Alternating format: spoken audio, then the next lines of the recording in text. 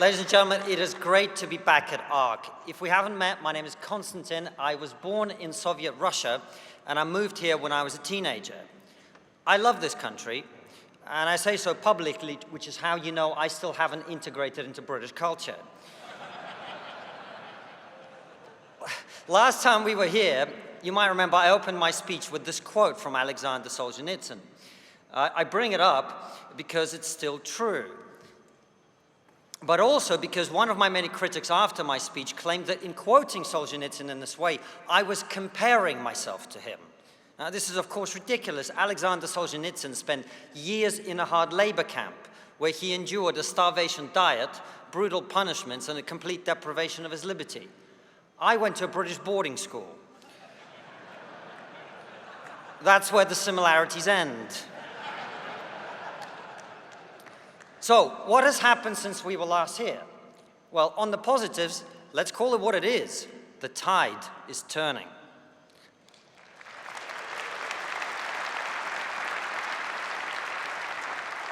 Our American friends are leading the way. DEI, a system of anti-meritocratic discrimination, is being dismantled, not just in the American government, but much more importantly for us here, in the global corporate world as well. Once again, we can dream that our children will be judged on the content of the character and not the color of the square they post on Instagram.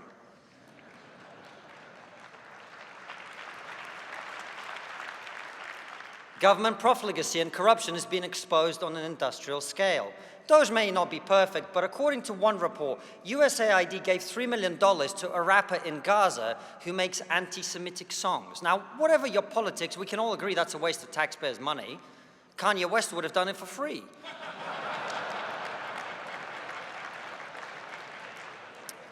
Now, thanks to the end of censorship on Twitter, we finally have the ability to express reasonable and widely held views.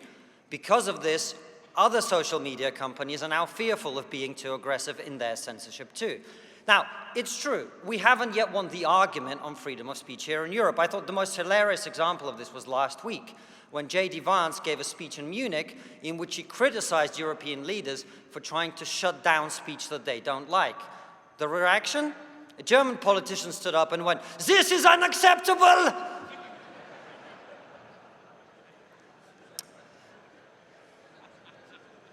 The accent was a bit much, all right.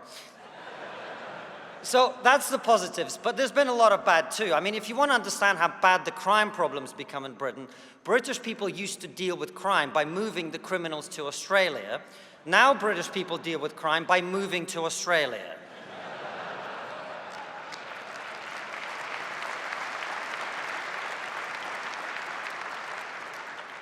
The number of testicular injuries in women's sports is through the roof.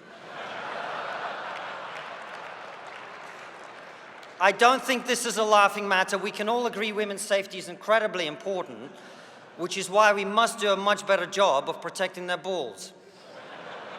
See, it's jokes like that that get me accused of being a conservative. And I hate it when people call me a conservative because I have made many mistakes over the last 14 years, but even I haven't let in hundreds of thousands of illegal immigrants.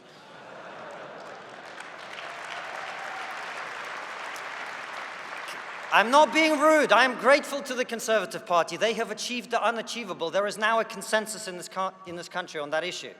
I was talking to a politician the other day who said illegal immigration is one of the most important issues our country faces, and he was a Lib Dem.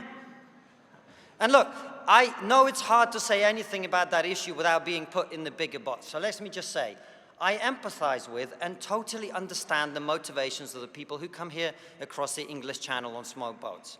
I wouldn't want to stay in France either.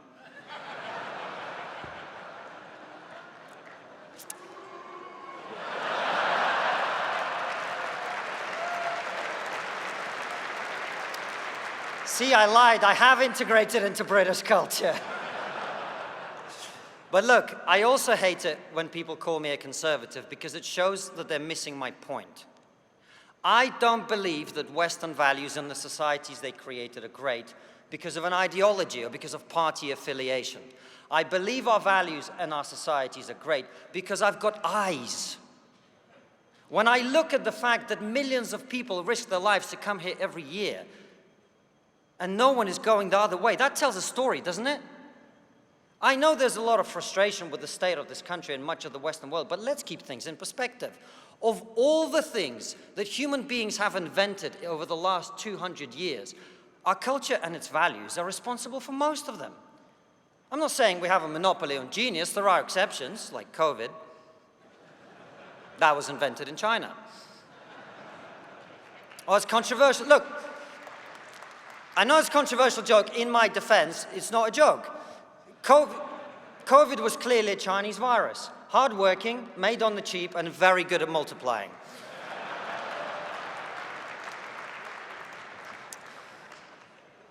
One of the simplest things that most people no longer understand is that we don't lead the world on innovation because we're richer. We are richer because we lead the world on innovation.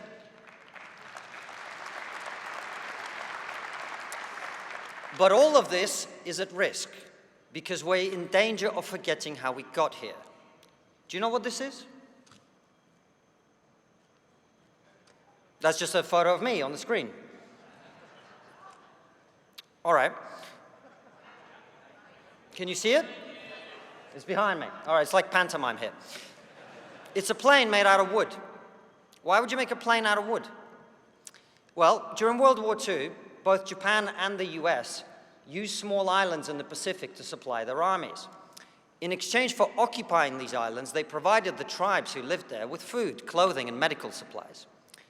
But when the war ended, the Japanese and the Americans packed up and left, and they took their supplies with them. So what did the natives do to try and restore them? They built plane imitations, like that. They lit signal fires. They marched up and down with wooden rifles to summon back the provisions they'd got used to. And this is what we've been doing. We've been imitating the things that got us here instead of actually doing them. But the good news is, this metaphor is complete bullshit.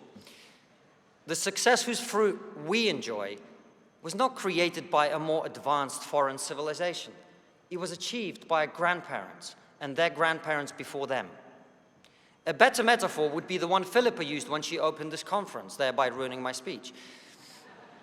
It's King Theoden from Lord of the Rings who sits on his throne, paralyzed. Bound to his seat by lethargy and passivity, he's kept there by a weaselly servant called Grima Wormtongue, who whispers dispiriting, cowardly lies in his ear. Too many people on our screens, our newspapers, in our schools and colleges have been modern-day Grima Wormtongues, who pour their cowardly lies in our ears and those of our children.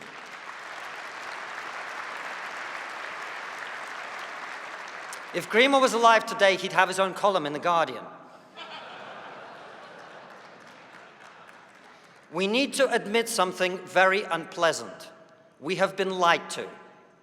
For decades, people went on TV and told you that your history's all bad and your country's plagued by prejudice and intolerance.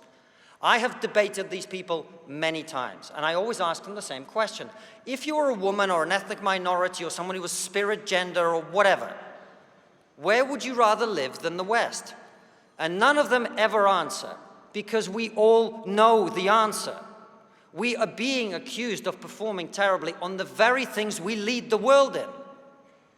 A healthy sense of your own self-worth, a self-confidence. These are not conservative values or liberal values. Those are the values of every successful group of people in history. Decline is a choice. And the good news is this: most people don't want managed decline. Most people don't want to be browbeaten and chastised for their history. Most people do not want their children to be poorer than them. And recent election results around the world bear that out. Like him or loathe him, the reason millions of people admire Elon Musk is not his charismatic speeches, stunning good looks, and ill-advised hand gestures.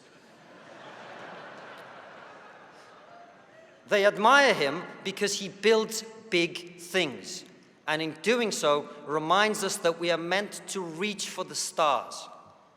A big part of the reason we are here, 4,000 of us, is that an obscure Canadian clinical psychologist became such a unique cultural phenomenon that he can help to pull us together like this. And how did Jordan Peterson get so big?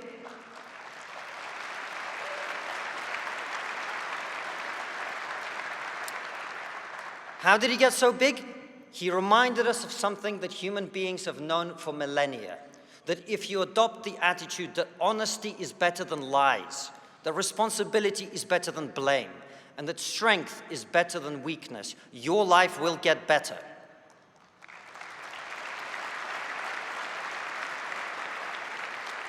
And now he sells out sports arenas around the world. We are a civilization that is waiting to be inspired. So let's stop listening to the people who want us to fail. Let's ignore the counsel of our enemies. Let's open our eyes and see the world as it is. Our culture is special. Our civilization is special. We have built the most free and prosperous societies in the history of humanity, and we are going to keep them that way.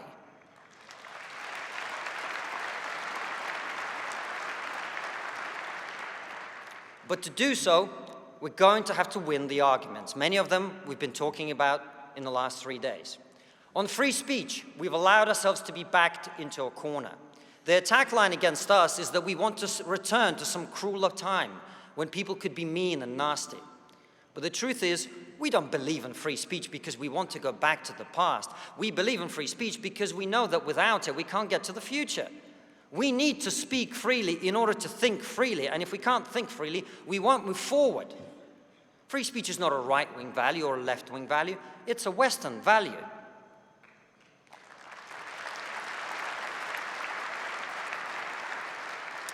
The second argument we must win is on identity politics and multiculturalism. For several decades now, our societies have attempted these two failed experiments. The result is tension, disunity, and a toleration of the intolerable for the sake of so-called community cohesion. Multi-ethnic societies can work, multicultural societies cannot. We must be British, American, Australian, and whatever else we are first, and male, female, white, black, and all that other stuff a distant second.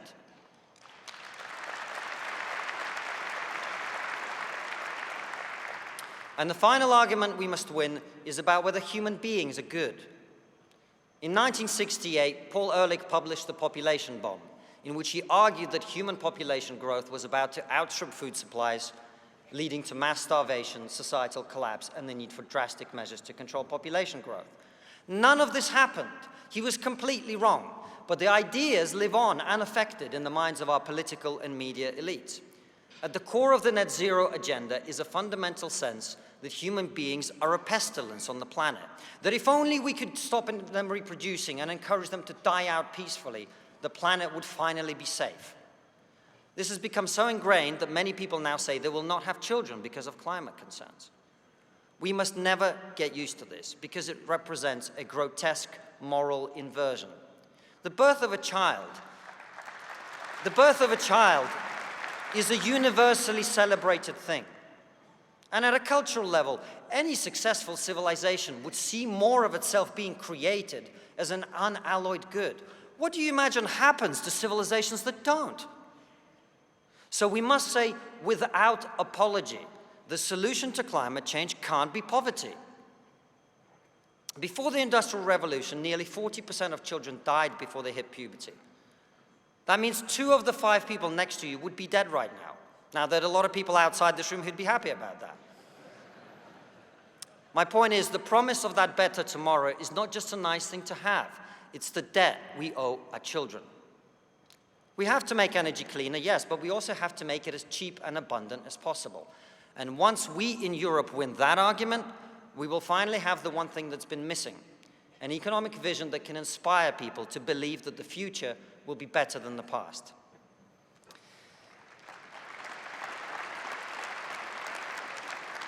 Now look, they asked me to say something uplifting and motivational.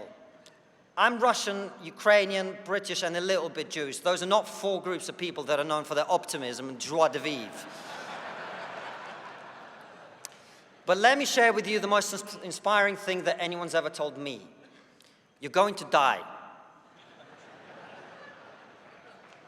Yeah, we're all going to die, huh? No, you are going to die. And when you do, there will be a gathering of people that loved you. They're going to say some words, meaningful, important words. They're going to put your body on the ground, and then they're going to go and eat some food. And after that, they're going to go home and squabble over your inheritance. That's it. We're going to die. We have nothing to lose. So we might as well speak the truth. We might as well reach for the stars. We might as well fight like our lives depend on it, because they do. Thank you very much. Thank you.